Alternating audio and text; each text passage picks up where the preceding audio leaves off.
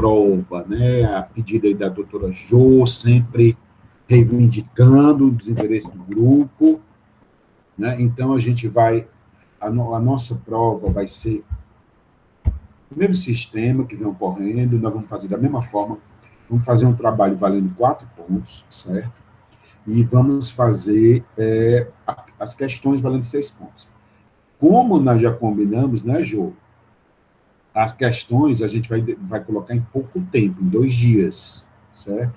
Então, vocês vão ter 2 dias para fazer as questões. Em relação ao trabalho, segunda-feira, vocês já vão começar o prazo. Na sexta-feira, vão colocando os nomes, né? O Enzo, rapaz cinza, é desenrolado mesmo, viu? Vão lá colocando os nomes, viu, gente? Para poder gravar quem tá. Então, assim, no final de semana, sábado ou domingo, acho que no máximo sábado, eu já vou disponibilizando para vocês, certo? Então, no sábado mesmo, eu já vou disponibilizar. Mas aí o prazo vai começar na segunda-feira. Então, vocês já vão ter acesso antes para poder já se programar.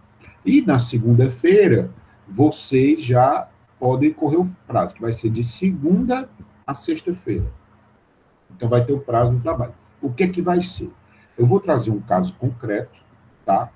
E vocês vão ter que fazer um parecer de 2 a 4 laudas, certo?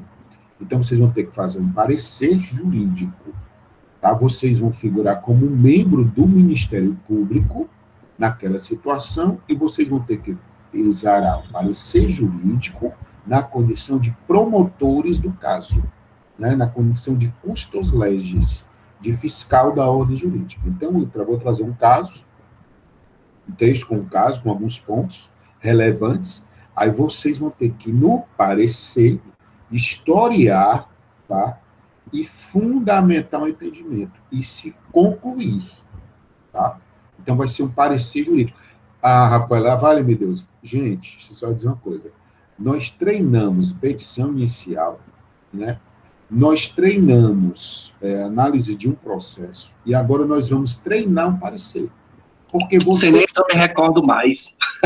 Ah, excelência, mas você não quer isso, tu tá com bucheia. Agora, bucheia, você sabe tudo. Né? O cara faz inveja do negócio de... Nunca nem vi, gente. Só o professor de administração já ensinou para a gente, melhor ainda. Ó, o parecer, eu vou dizer o que é que tem que ter. Lá no... Quando eu disponibilizar o texto do parecer, eu vou dizer lá o que precisa ter nele. Entendeu? O formato é de cada um. O parecer, o entendimento. Você vai fazer um texto, vai historiar uma situação e vai fundamentar. Entendeu? Então, nós vamos treinar um parecer. Porque vocês, quando, num dado momento, seja como estagiários, operadores... Professor, é emissão de opinião sobre determinado assunto. Exatamente. Pronto, é uma coisa muito simples. Parecer é isso. Então, vocês vão dar uma opinião na condição de membros do Ministério Público. Vocês vão figurar na condição de membros do Ministério Público e vão fazer o parecer. Então, isso vai ser o quê? 4 pontos, certo? Os outros 6 pontos vão ser 6 questões que eu vou mandar, tá? As questões no dia... as questões, eu vou mandar aqui no calendário, eu vou colocar as questões dia 29, que é segunda-feira, e vocês vão ter que me devolver até dia 30, que é a terça-noite. É muito mais para essa moleza, sinceramente. Olha, não sei não, viu? Que coisa, né? É muito fácil. Não vamos falar, não, faça com o Natan, porque é muito fácil. Não é assim, não. A gente está fazendo, tá? Nós vamos fazer o quê? Para treinos. O parecer é treino. Nós treinamos a petição, nós treinamos o processo, então nós vamos fazer treinos. E a gente fez um texto, né? Então, nós vamos ter um lado prático, que são 4 pontos, e o lado teórico, que são 6 pontos. Certo? Então, a AV3 vai ser assim. Hoje, até amanhã, eu vou disponibilizar lá para vocês, tá? Me online também, lá no grupo, como é que vai ser essa situação. Então, eu vou disponibilizar no final de semana, mas o prazo só vai iniciar na segunda-feira, tá? Então, vocês vão ter de segunda a sexta, certo? Para fazer a AV3. Jô, não vai ser cumulativo, eu vou trazer pontos relevantes dos 3 momentos que nós tivemos aqui de prova. Então, eu vou trazer um conteúdo que eu acho relevante lá do começo, do meio e os últimos conteúdos, porque os últimos conteúdos eles estão extremamente relevantes.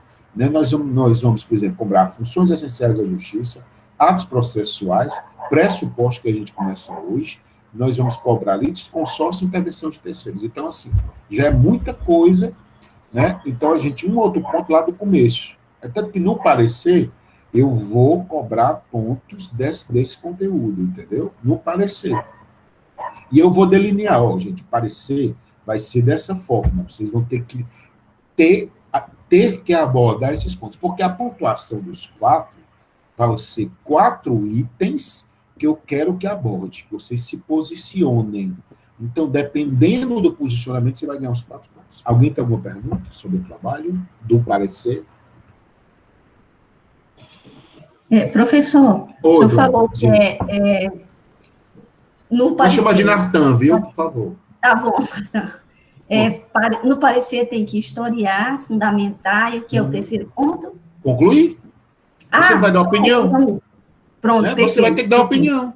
Então, lá, quando Glaima colocar lá, eu vou explicar como é que tem que ter. Entendeu? E aí você vai ter que ter primeiro historiar, que é o que eu já vou apresentar a história para vocês. Então, eu quero que vocês fundamentem o entendimento e se posicionem, opinem. Vocês vão ter que opinar, concluindo opinando. Isso é um parecer, certo? Isso aí, gente, é um treino. Eu não vou exigir que vocês façam um parecer altamente elaborado, não.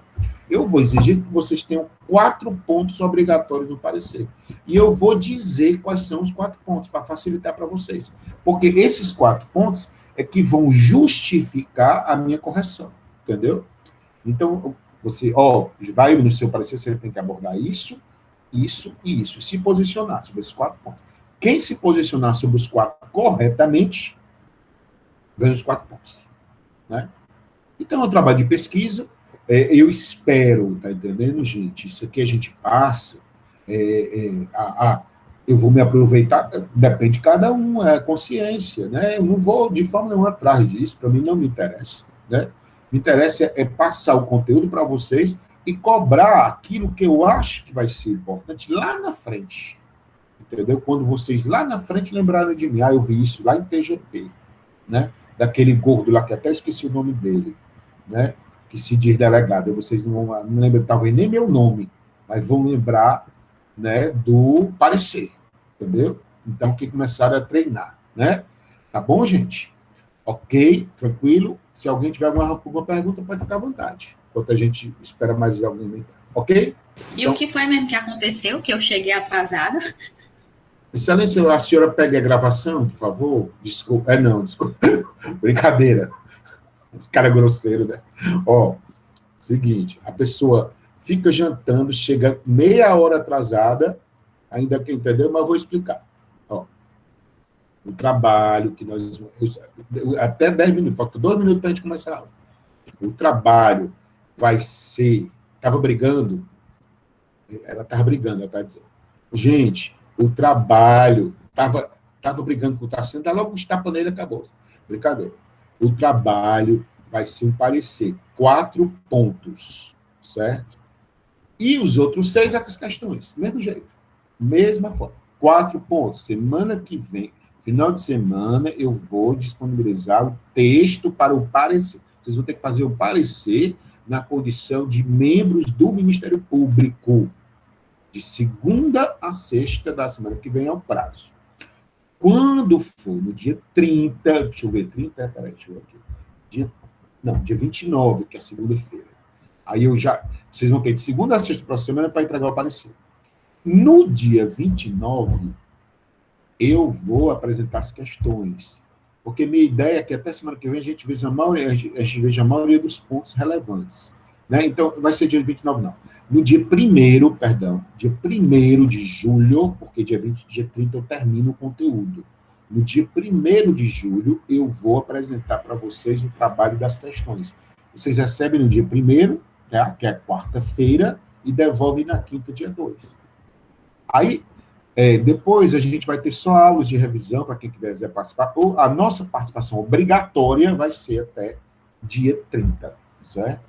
Depois nós vamos fazer só o Domingão Nartan, resolução de questões, revisão. Aí vai quem quiser, né? Isso aí. Tá? Se vier só 2, 3, eu vou estar do mesmo jeito. Tá? Aí, quem quiser acompanhar nos canais, tudo vai estar. Ok, gente? Então, vai ser isso. Professor. Entendeu, chefe? Quem está falando? A Joveline, oi. Oi, Jo, diga aí. Porque eu quando fico com o cabelo é tão diferente, viu? Mas é bonita, viu? Eu gostei, legal. Diga aí. Pesa demais. Sim, eu queria perguntar, porque assim, no código, né, novo Código de Processo Civil, tem regulando bem direitinho a petição inicial, que é no 319. Tem algum dispositivo legal? Tem não. Parecer não. Parecer não, né? Ok. Parecer, porque parecer, ele é uma opinião. Então, o que é que você vai precisar ter na opinião? O historiar tem uma opinião, fundamentar e opinar. Entendeu? Ele não tem uma estrutura. Eu vou mostrar para vocês uma estrutura padrão, né? Entendeu? Na próxima aula eu vou trazer uma estrutura padrão que só é de modelos de pareceres, padrões, mas não tem, não, entendeu? Assim, o formato não existe, como não existe formato para recurso, né? Como não existe formato para contestação, entendeu? Tem o sentido, mas não o formato, ok? Tá? Ok, gente? Vamos lá. Gente, na aula passada, alguma pergunta mais? Na aula passada, a gente conversou com vocês, começou a concluir a questão da comunicação dos atos processuais. Tem 2 pontos, tá, que eu queria dar um destaque, que eu acho extremamente relevantes, para que não paire nenhuma dúvida. Seria, tá, esses artigos aqui que eu vou colocar, é o artigo 270, bem que a Rafaela está aqui, ela já coloca. 270 e 271. Pronto, tá. Deixa eu ganhei dela uma vez. Pronto. Besteira, né? Ganhei para coisa de menino. Artigo 270, tá aí, e artigo 271. Olha, gente, o que foi que a gente disse? Nós temos formas, maneiras de comunicação dos atos processuais. A gente se comunica entre órgãos jurisdicionais através das cartas. Nós temos 4 cartas no nosso ordenamento: rogatória, precatória, carta de ordem e carta arbitral. Carta arbitral. São as 4 cartas que nós temos. E nós temos as 2 comunicações internas do ato. Dentro do processo, nós temos 2 modos de fazer a comunicação. Seria a citação e a intimação. Citação é a comunicação inicial.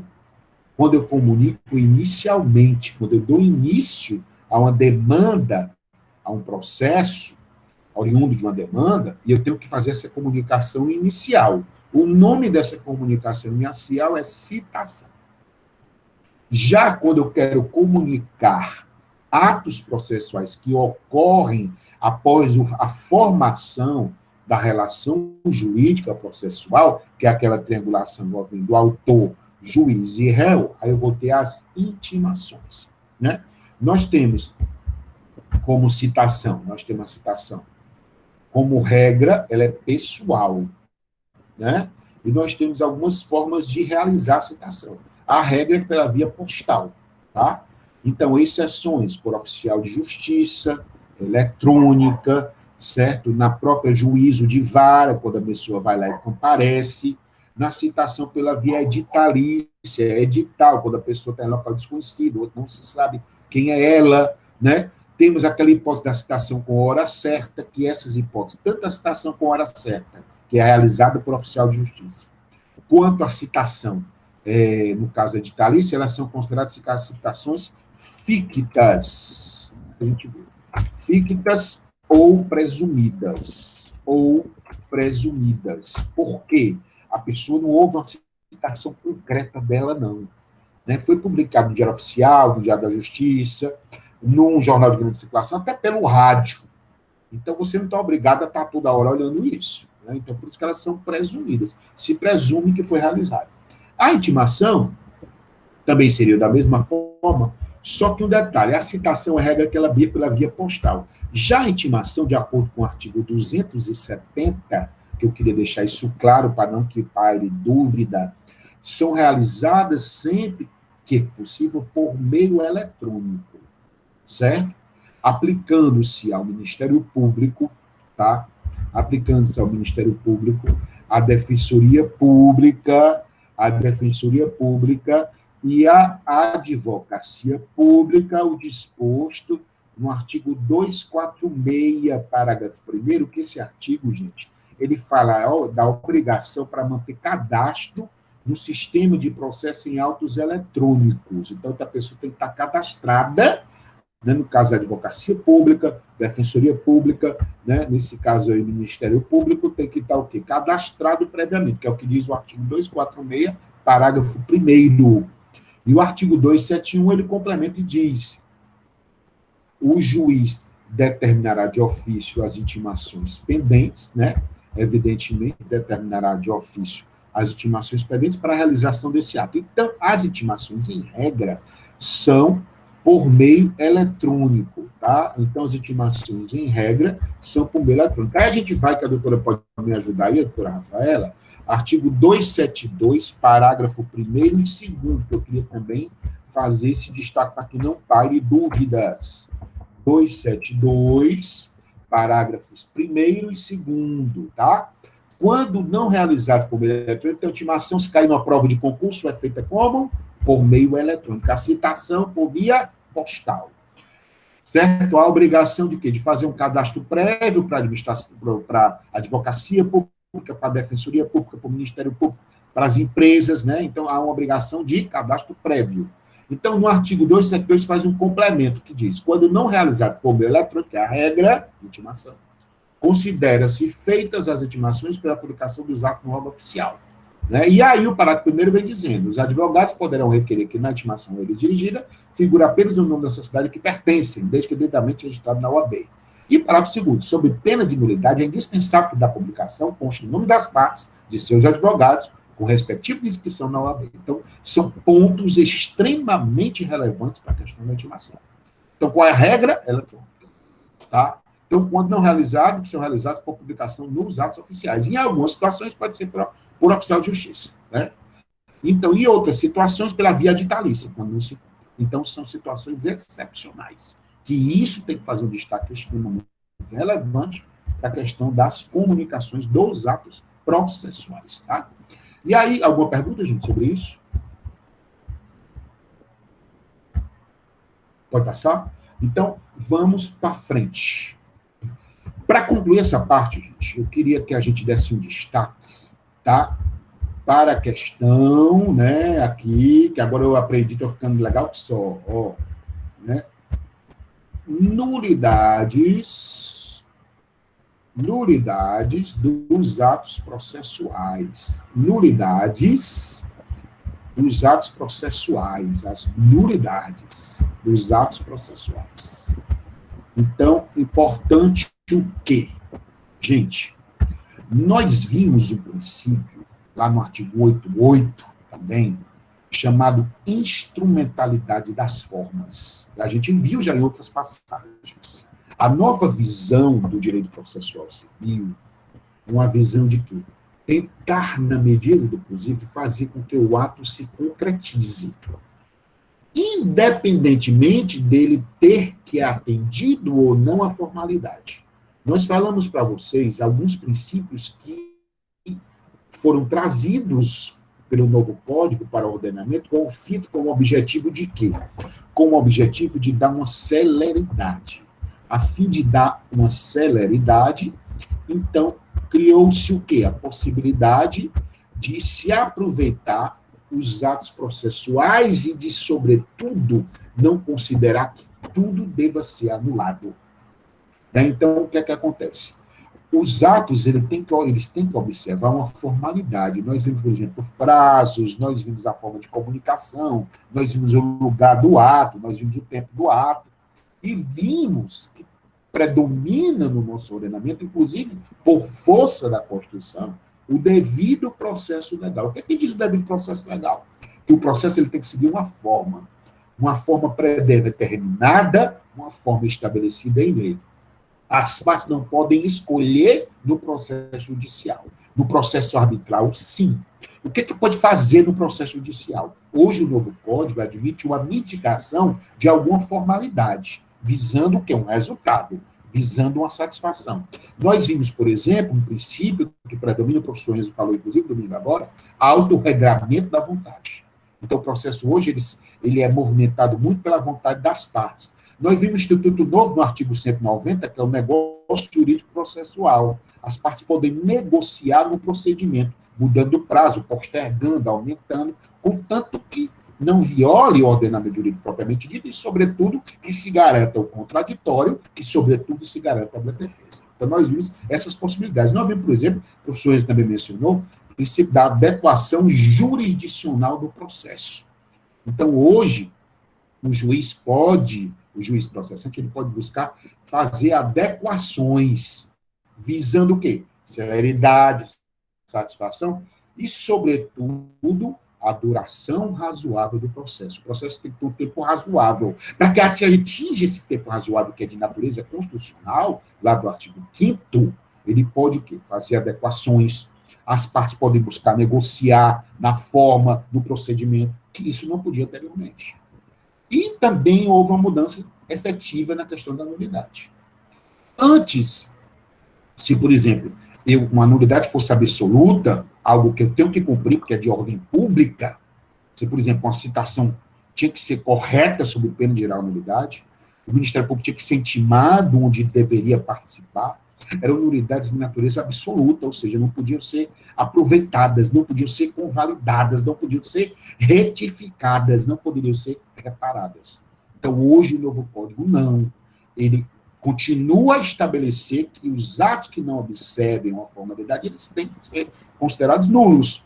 No entanto, essa nulidade só vai estar presente efetivamente se trouxer prejuízos, certo? O que é importante no novo Código é que a nulidade continua, tanto absoluta quanto relativa. No entanto, só pode continuar uma nulidade se trouxer prejuízos. Se não trouxer prejuízos, eu posso considerar que um ato foi realizado, mesmo que não tenha observado uma formalidade.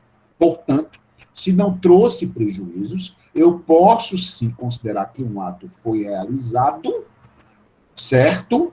Eu posso sim considerar que um ato foi realizado, mesmo que não tenha observado corretamente uma formalidade. É a nova visão do Código de Processo Civil.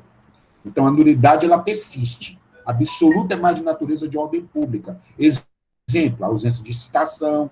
Exemplo, a ausência de formalidade na citação. Exemplo, a ausência de intervenção do Ministério Público. São nulidades de natureza absoluta.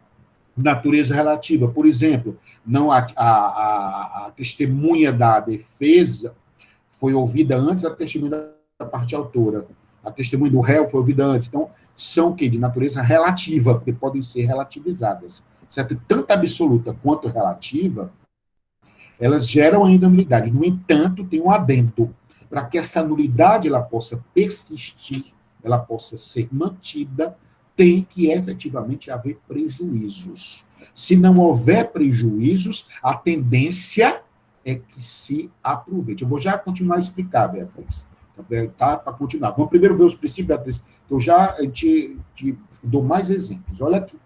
Nós estamos vendo aí, gente, tá? Nós estamos vendo aí, tá? Todos vendo o princípio de quê? Princípios inerentes ao estudo das nulidades, né? Princípios inerentes ao estudo da nulidade. Nós temos 4 princípios que são inerentes ao estudo das nulidades. Nós temos o princípio da instrumentalidade das formas, nós temos o princípio do aproveitamento dos atos processuais defeituosos, nós temos o princípio da fungibilidade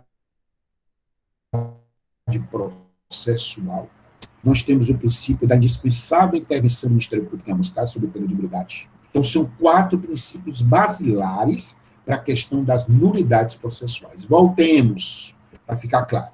Nulidade, nós já temos nulidades que são absolutas, que são de ordem pública, são matérias que não podem ser escolhidas ao bel prazer das partes. Por exemplo, a ausência ou erro na formalidade da citação. Por exemplo, a falta de intimação do Ministério Público. São nulidades de natureza absoluta, porque são de ordem pública. Já outras que são relativas, não são tão graves, não são defeitos tão graves, como, por exemplo, a mudança na ordem da oitiva de testemunhas. Não é um defeito tão grave que pode ser aproveitado. Então, nós ainda temos, no entanto, tanto a nulidade absoluta quanto a nulidade relativa, hoje elas são profundamente influenciadas por esses 4 princípios.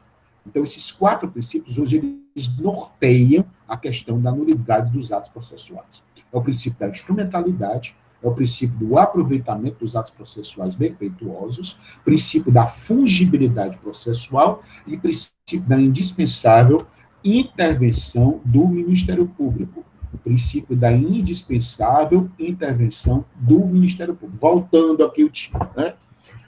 Para responder a Beatriz. Gente, primeiro princípio, instrumentalidade. É um princípio que a gente já viu. Se a gente for lá para o artigo 277, Beatriz, vou preferir explicar para vocês os artigos, aí depois, se a gente continuar com dúvida, a gente dá mais exemplos, tá? Se a gente for lá para o artigo 277, né, então o artigo 277 diz assim, a professora a Rafa já deve ter colocado, né? 277, ou não, é a Rafa, está muito bem, puxa vida. 277. Coloquei, ela colocou, desculpa, olha aí, eu já estava falando mal dela.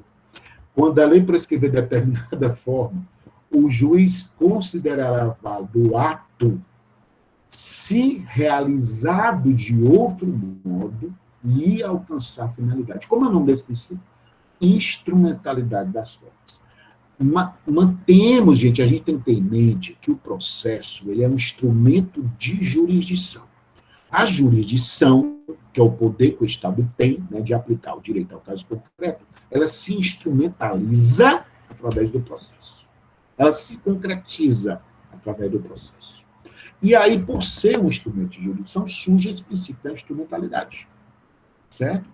Eu tenho, por exemplo, de observar uma forma que a lei estabelece. Só que, apesar de não ter observado dessa forma, tá? Apesar de não ter observado dessa forma, eu atingi o objetivo. O objetivo foi atendido. Então, é instrumentalidade nesse sentido. A lei prescreve uma forma, um modo de realizar. No entanto, eu atingi o fim almejado, certo? E consegui, ao atingir esse fim almejado, consegui concretizar o ato. Por exemplo, a citação eu tenho que observar certas formalidades. Eu tenho prazos, eu tenho uma forma de se fazer a citação, eu tenho um modus operandi. No entanto, ao concretizar a citação, eu não utilizei um modus operandi correto. Eu não utilizei um modus operandi correto.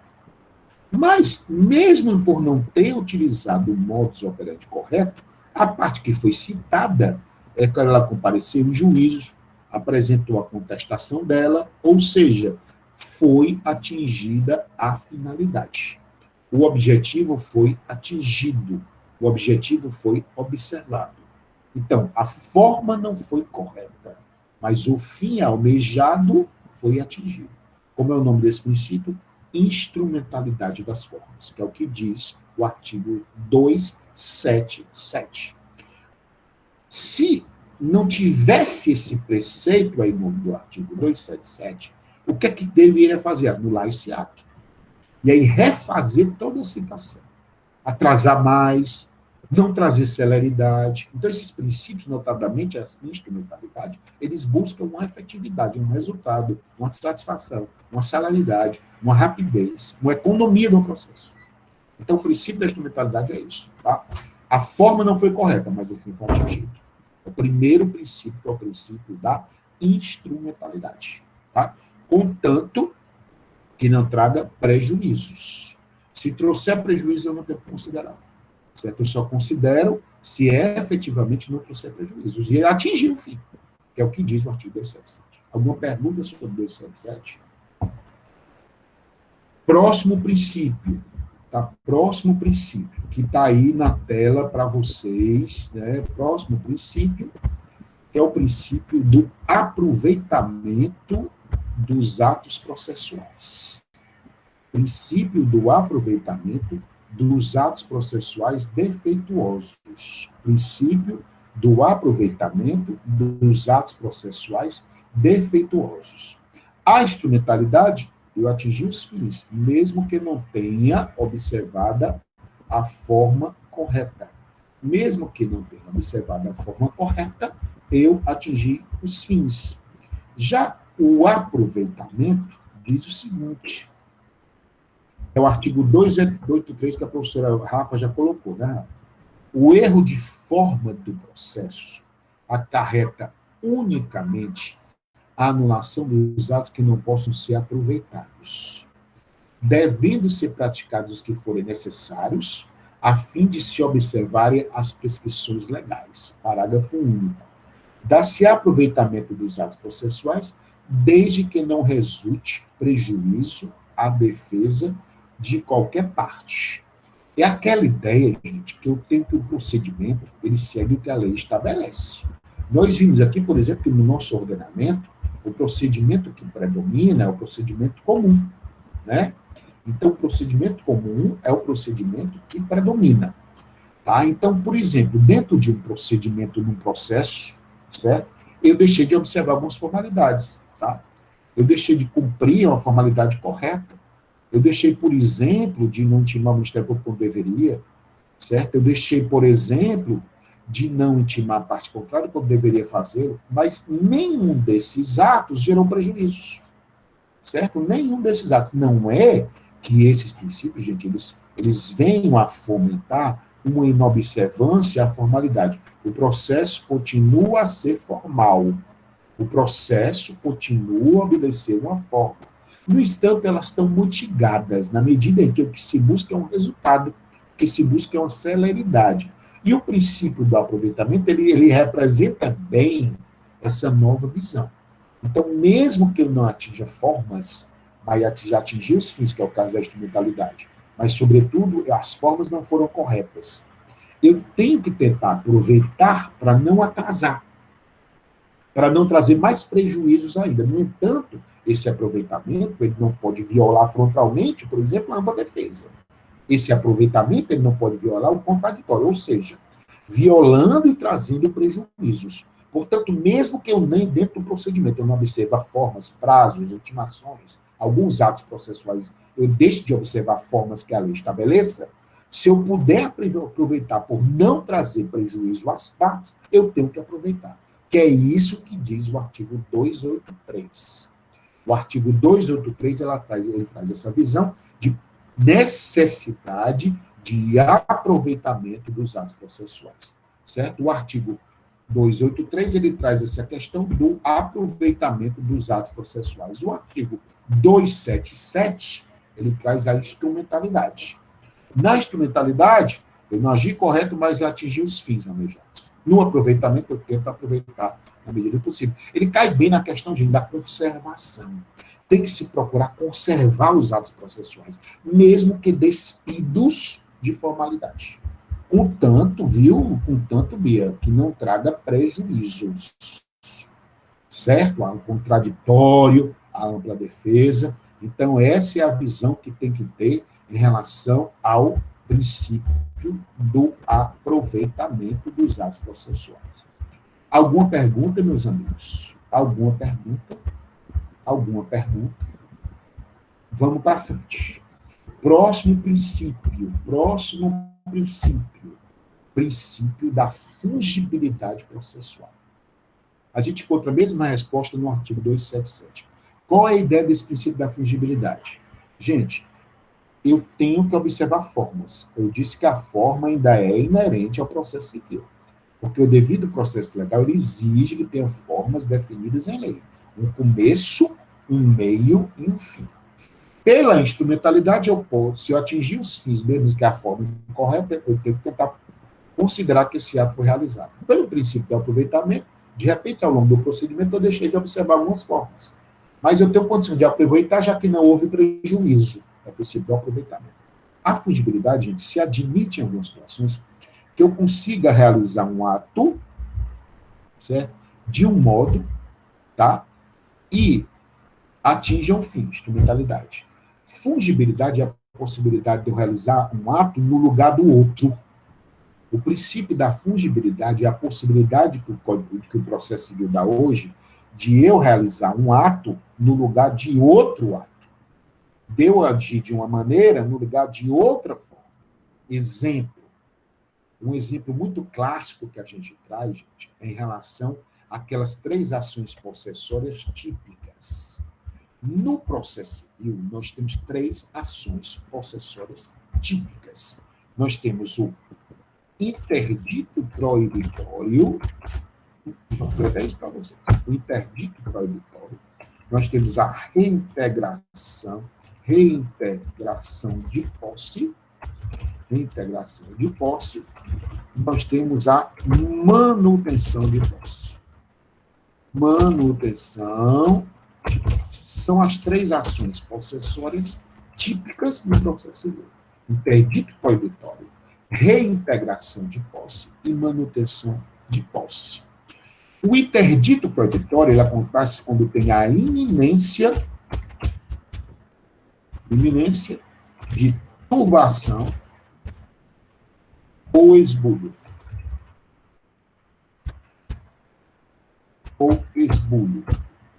Certo?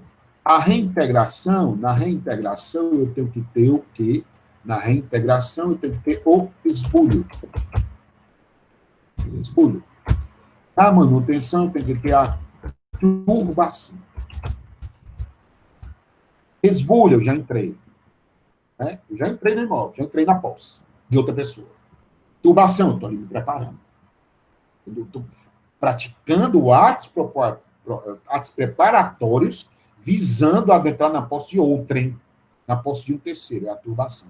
E a iminência, eu ainda estou ali, cogitando, eu estou lá no barzinho na esquina, amanhã eu vou me apossar daquele terreno ali, entendeu?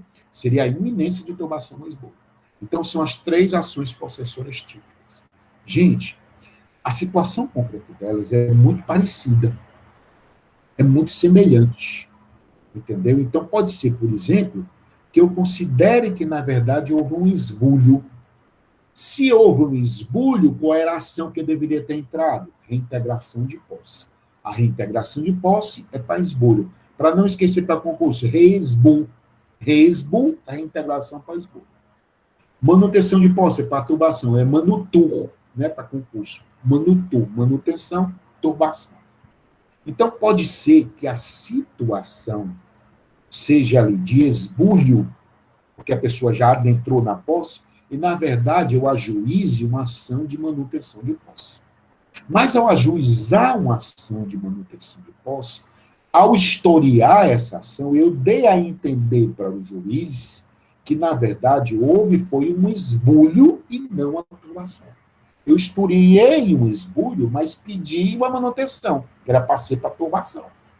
Então, nessa situação, o juiz pode admitir que, na verdade, você foi ajuizar uma ação de reintegração.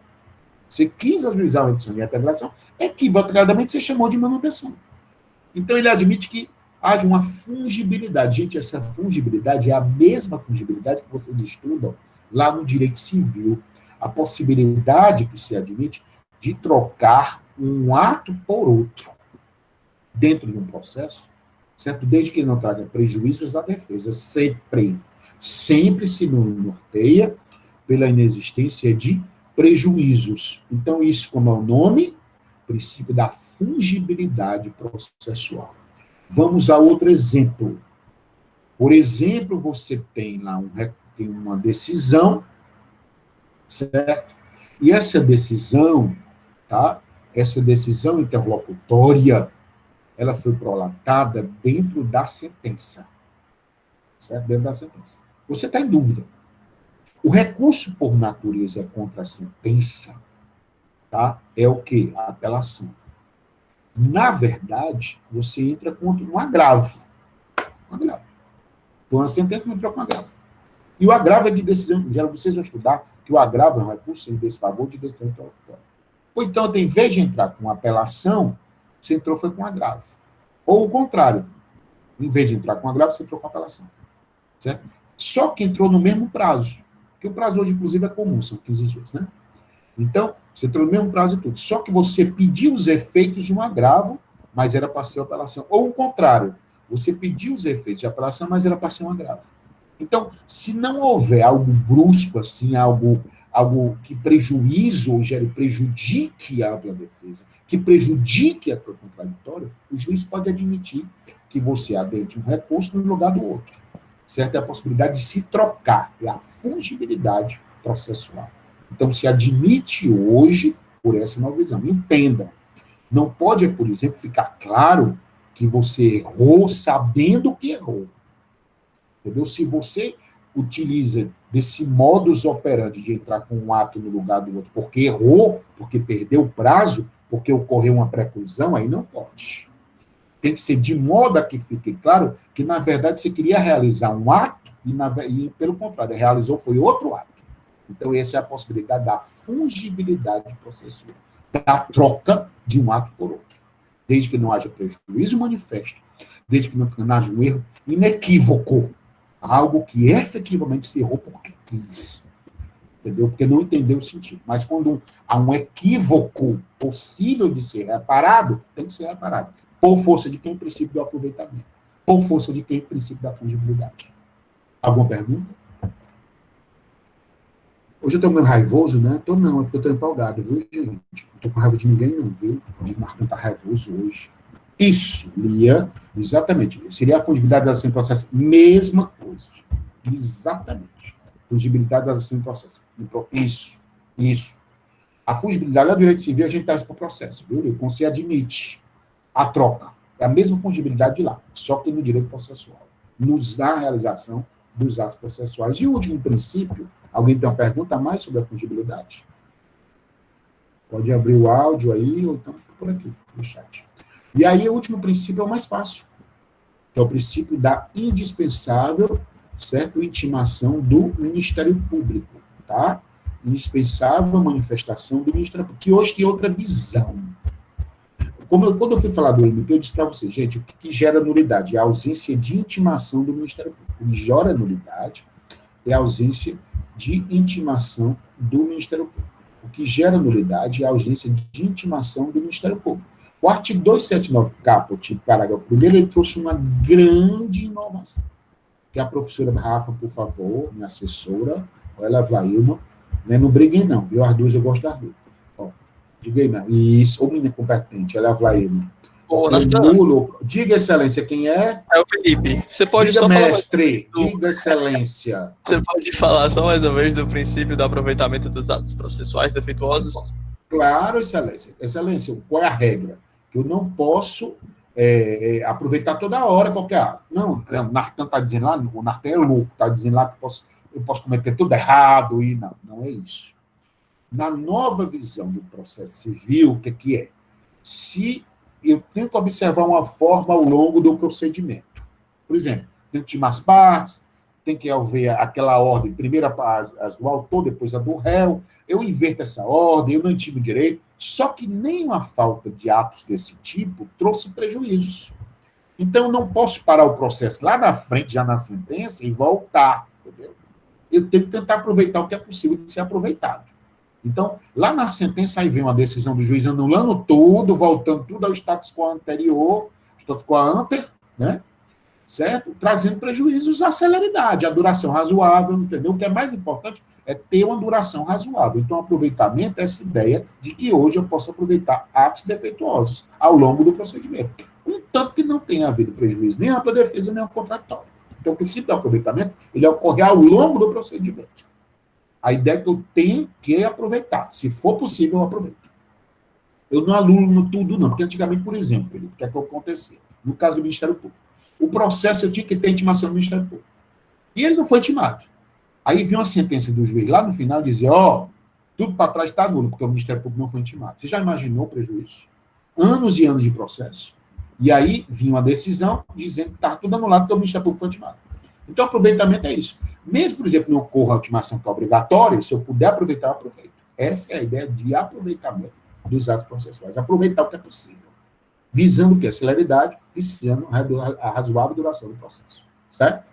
E o último princípio, gente, o princípio da intimação do Ministério Público é obrigatória. Só que hoje, tá?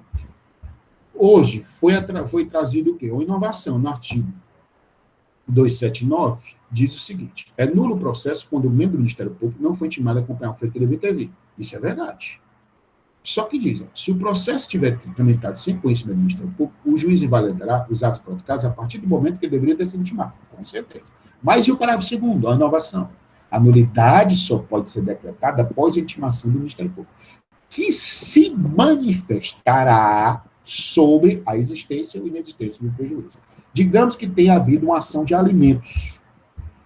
Por que é obrigatória da participação da ação de alimentos do Ministério Público? Porque há interesse de incapazes. Né? Se há interesse de capaz, tem a intimação do Ministério Público. A ação de alimentos, o menor, representado pela mãe contra o pai. O menor ganha a causa. Tá? O menor ganhou a causa. Só que o Ministério Público não foi intimado. Antigamente, tinha que voltar. Hoje, não. Hoje, o Ministério Público ele é intimado e vai dizer se houve prejuízo.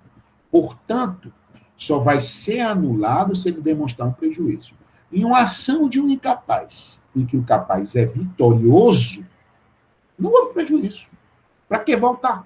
O Ministério Público se manifestar se o menor ganhou. Ele está ali para resguardar o interesse do incapaz na condição de fiscal da ordem jurídica. Ora, se uma ação em que o capaz ganhou, mas não houve intimação do Ministério Público, mesmo não havendo, eu tenho que, na medida possível, aproveitar, porque não houve prejuízo. Então, hoje, quando não há intimação do Ministério Público nos processos em que ele deve funcionar, em que ele deve participar, ele tem que ser intimado para dizer se houve ou não prejuízo. Só volta, e o juiz vai definir a partir de quando vai voltar, se efetivamente tiver havido prejuízo. Mas para que isso aconteça, o membro do Ministério Público ele é intimado para que se manifeste. Tá bom? Então, essa é a ideia que trouxe o novo código. Só gera nulidade se trouxer prejuízos, mesmo na ausência de intimação do Ministério Público. Mesmo na ausência de intimação do Ministério Público. Alguma pergunta, meus amigos, sobre esses princípios? Então, é o que norteia hoje a questão da nulidade dos atos processuais. Vamos progredir. Alguém tem alguma pergunta? Para progredir, certo? Eu queria trazer para vocês o próximo slide, tá? Que fala, pode repetir o conceito de nulidade absoluta. A nulidade absoluta, Beatriz, são as nulidades de ordem pública, matérias de ordem pública que a gente não pode convencionar ao nosso bel prazer. Por exemplo, intimação do Ministério Público, onde ela é obrigada a funcionar. Por exemplo, a obrigação da citação para ser válida, que ela observe formalidades. Então, nulidade absoluta são matérias de ordem pública, que são condicionadas pela lei para serem cumpridas. Nulidade relativa são aquelas questões que podem ser relativizadas, flexibilizadas, como no andamento do processo, nulidade relativa, tá? Nulidade absoluta.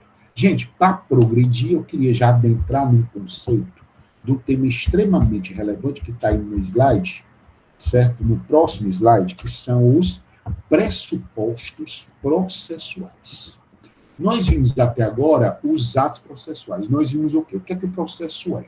Processo é uma soma de atos concatenados. E se eu formo o processo pela soma de atos.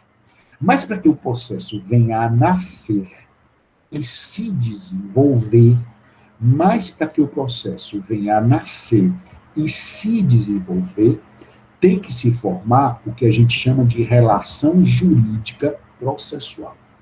Para que exista a relação jurídica processual, tem que estar presentes os pressupostos processuais. São pressupostos, ou seja, pré-condições para que o processo venha a nascer e se desenvolver. O que é a relação jurídica processual? A relação jurídica processual, Beatriz, a relação jurídica processual, Camila, a relação jurídica processual, Enzo, a relação jurídica processual, Mara, a relação jurídica processual, Dalila, a relação jurídica processual, Vlailma, ela é o quê? Essa triangulação entre autor, juiz e réu para resolver um objeto. Imaginemos um triângulo. Isso é a relação jurídica processual. É dessa formação da relação jurídica processual que o processo nasce e se desenvolve. É dessa relação jurídica processual que o processo nasce e se desenvolve.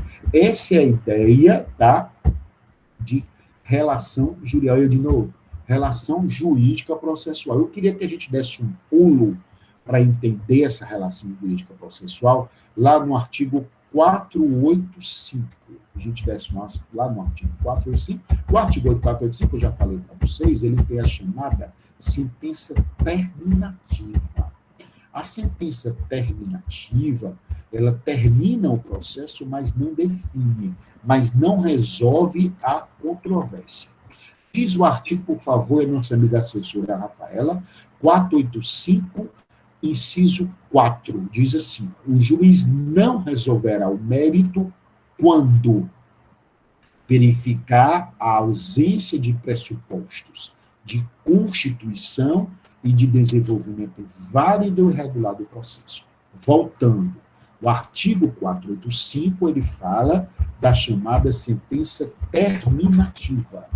O artigo 485, ele fala da chamada sentença terminativa. A sentença terminativa é uma sentença, mas é uma sentença que não define, que não resolve a matéria, doutor Carlos, que não resolve a controvérsia, Beatriz, que não resolve a controvérsia, Camila, certo? São sentenças terminativas. Elas terminam, mas não definem, mas não resolvem. Então, diz o artigo 485. O juiz não resolverá o mérito quando, inciso 4, verificar a ausência de pressupostos de constituição e de desenvolvimento válido e regular do processo. Gente, para que o processo possa nascer e se desenvolver, ele precisa ter 3 institutos. Primeiro, tem que ter os elementos da ação. Tanto no exercício do direito de ação, na petição inicial, quanto do direito de exceção na contestação. Tem que ter as condições da ação. E para que o processo nasça e se desenvolva, eu tenho que ter os pressupostos. Pressupostos processuais. Pressupostos processuais. É a tríade indispensável para a formação, para o nascimento, a formação e o desenvolvimento do processo. Aí eu vou lá para o 485, inciso 4. Não anda se verificar a ausência de pressuposto de constituição e de desenvolvimento válido e regular do processo. A doutrina, na doutrina que a gente utiliza, tá? Na doutrina que a gente segue, tá? A doutrina que a gente segue, que está aí no slide, tá? A doutrina que a gente segue, que está aí no slide, que é a do professor Fred Didier. Ele divide os pressupostos processuais lato sensu, que ele chama, de gênero, em pressupostos processuais estricto sensu, que pela lei seria os de constituição, né, de formação, pela lei, e chama também os pressupostos de processuais estricto sensu, ele chama também pressupostos de existência. A lei chama de constituição. Existência é chamado pelo Fred Didier e estricto sensu, pela doutrina. Já a lei chama pressuposto de constituição. Lá no 485, inciso 4, é a mesma coisa. E ele chama os pressupostos de desenvolvimento, que a lei fala, ele chama de requisitos de validade, para poder valer, para poder dar valoração a essa relação jurídica e ela poder se desenvolver. Então, para o processo nascer, ou se constituir, ou se existir, eu tenho que ter os pressupostos. Para o processo se desenvolver, eu tenho que ter os pressupostos, que a lei chama de pressupostos de desenvolvimento. A lei chama de, no inciso 4, pressupostos de desenvolvimento válido e regular do processo. A lei chama de, os que constituem, os que existem, pressupostos de constituição. Então, os pressupostos são indispensáveis em estarem presentes para que o processo nasça e se desenvolva. Voltando. Em relação ao processo, eu tenho que ter o quê, gente? Eu tenho que ter os elementos da ação, partes, causa de pedido e pedido. Tanto no exercício do direito de ação, quanto no exercício do direito de exceção, pela contestação. Além disso, tem que ter o quê, gente? As condições da ação. Quais são as condições da ação? interesse e legitimidade. Além das condições da ação, tem que ter os pressupostos processuais. A lei chama os pressupostos processuais de constituição e de desenvolvimento válido e regular do processo. A doutrina, em especial, que a gente segue nesta parte, que é do professor Fred Didier, ele divide esses pressupostos processuais, que ele chama de lato sensu, como gênero, ele divide em pressupostos processuais stricto sensu ou de existência, que são os mesmos que a lei denomina de constituição, certo? É sinônimo. O Fred Didier chama pressuposto processual stricto sensu, ou de existência, ou de constituição, que é a nomenclatura que a lei dá.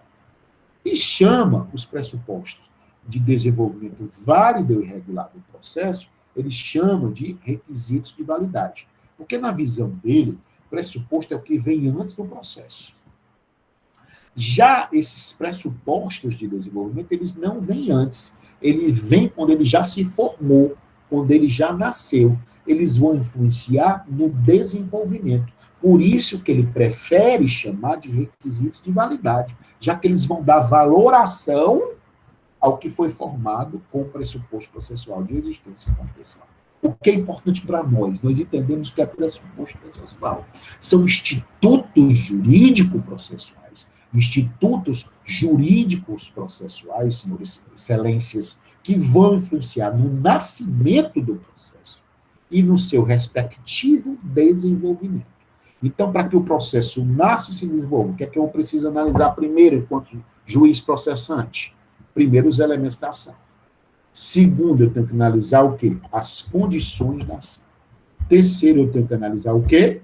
Pressupostos processuais. Então, a lei chama, no artigo 485, inciso 4, de pressuposto de constituição e tem os pressupostos de desenvolvimento. Os de constituição, na visão do professor Fred Didier, ele chama de existência ou pressuposto processual stricto sensu. E ele chama os de desenvolvimento, ele não chama de pressuposto, ele chama de requisitos de validade. Porque são institutos que vão valorar os de existência, ou seja, os institutos que vão influenciar no nascimento, quando eles recebem uma valoração para gerar efeitos jurídicos, eles são chamados de desenvolvimento válido e regular. E, na visão do professor Fred, seria requisitos de validade, já que eles vão dar uma valoração, já que eles vão conferir efeitos jurídicos no nascimento. Voltando para a gente entender. Como é que o processo nasce? O processo nasce, gente, de uma relação jurídica processual. Uma triangulação envolvendo o autor, juiz e réu. Dentro desse triângulo, eu tenho um objeto. Então, eu vou ter pressupostos ou institutos que são relacionados aos sujeitos, autor, juiz e réu, e vou ter pressupostos que são relacionados ao objeto. É tanto que eles vão chamar esses pressupostos de existência, que a lei chama, esse pressuposto de existência, como constituição. Esses pressupostos de desenvolvimento, que o professor Fred prefere chamar de requisitos de validade, eles vão influenciar nos sujeitos e vão influenciar no objeto. Por isso que eles são subdivididos em pressupostos processuais de existência subjetivos,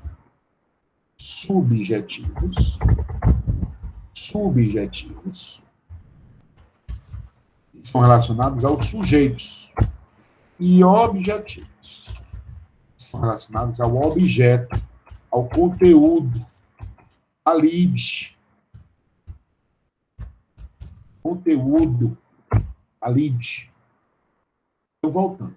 Ele tem uma classificação de dois tipos de pressuposto. Aqueles que vão influenciar no nascimento da relação jurídica e, consequentemente, no processo. E aqueles que vão influenciar no desenvolvimento do processo. Que institutos jurídicos vão influenciar no nascimento do processo. Vão influenciar nos sujeitos e vão influenciar nos objetos. Os que influenciarem nos sujeitos, nós vamos chamá-los de subjetivos. Os que influenciarem no objeto, no conteúdo, na demanda, no conflito, nós vamos chamar de objetivos. Então, E isso vai ser, gente, objeto de nossa discussão nas duas próximas aulas. Os pressupostos de existência, ou constituição, ou estrito sensu. E os de desenvolvimento válido e regular, que o professor Fred prefere intitulados de requisitos de validade. Ou seja, institutos que vão influenciar nos sujeitos e institutos que vão influenciar no objeto. Seja para fazer nascer o processo, seja para fazer se desenvolver. Então, é um tema extremamente relevante. Tá? Se eu entender o que são os elementos da ação, as condições, os pressupostos, eu estou meio caminho andado para entender o processo civil. Ok, gente? Então, é isso. Alguém tem alguma pergunta? Isso só foi uma contextualização inicial, certo? Na próxima aula a gente continua com esse tema extremamente relevante. Gente, me preocupa, porque se a gente não entender elementos, condições e pressupostos, vai ser difícil a gente entender processo civil, que é o básico. O básico nós estamos estudando agora. Nós fizemos uma teoria zona geral e agora nós estamos enfrentando o básico do processo. Certo? Tudo que vier depois são consequências das condições, dos elementos e dos pressupostos. Porque se o processo nem nasce, como é que você vai estudar outros institutos? Se o processo nem nasce, como é que você vai estudar os recursos? Se o processo nem nasce, como é que você vai estudar a execução? Se o processo nem nasce, como é que você vai estudar as tutelas provisórias? As cautelares? Como é que vocês vão estudar as tutelas de evidência? Como é que vocês vão estudar as liminares? Se ele nem nasceu. Como é que vocês vão estudar o mandado de segurança? Se ele nem nasceu. Então, por isso que é importante. Entendeu, meus amigos? Por isso que eu fico com receio das vezes a adesão ser muito pequena, notadamente na hora de ceder. Mas eu não obrigo ninguém a nada, né? Entendeu? Não mando nem em casa. Imagina aqui. Né? Certo? Mas está aí gravado. Eu vou parar de gravar agora para ver se alguém tem alguma pergunta em geral, certo?